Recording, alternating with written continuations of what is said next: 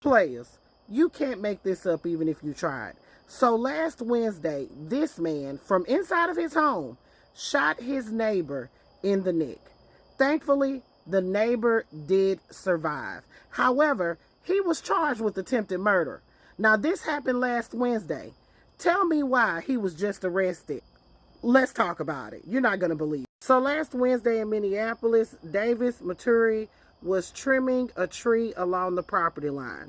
Apparently, there was a dispute with his neighbor, John Sawchek, about the tree.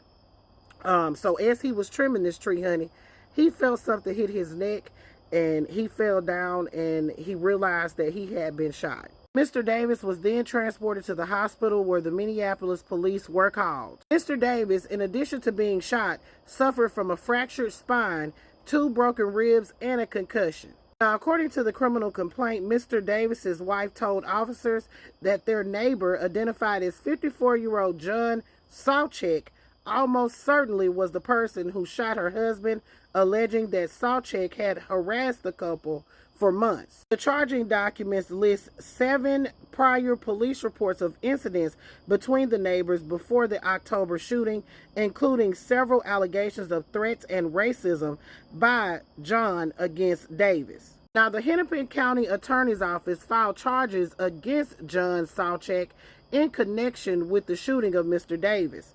They charged him with attempted murder, first-degree assault, and felony harassment, stalking, enhanced with racial bias. However, he was not arrested on Thursday. The police chief said in a press conference that Mr. Sawchek had not been arrested because he is mentally ill and possessed firearms. In the past, John had violent confrontations and refused to cooperate with police more than a dozen times that they have responded to his home. Additionally, the police chief said that an execution of the warrant would be deemed high risk. According to him, based on our assessment, the likelihood of an armed, violent confrontation where we may have to use deadly force with the suspect in this case is high. We wanted to arrest the suspect where he would be least likely to have access to his firearms, and that would be outside of his residence.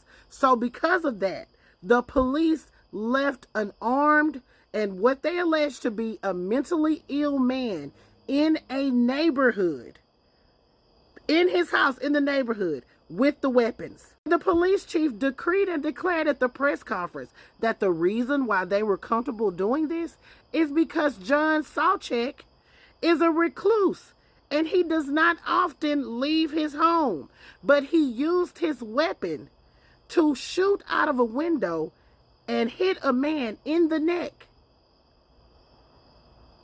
Make that make sense? Because it doesn't. And it was over a tree.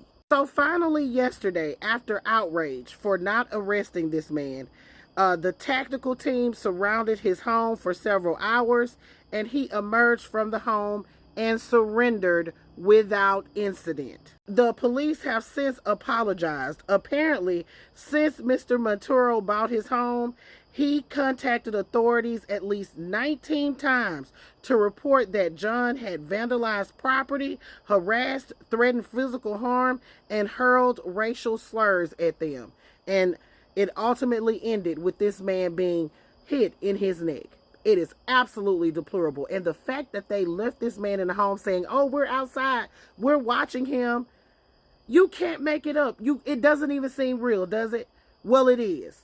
I declare, honey, what a disgrace. Of course, here at the Black Accurate News, I'm wishing a speedy recovery for Mr. Davis, and I'm hoping that he gets justice in this case.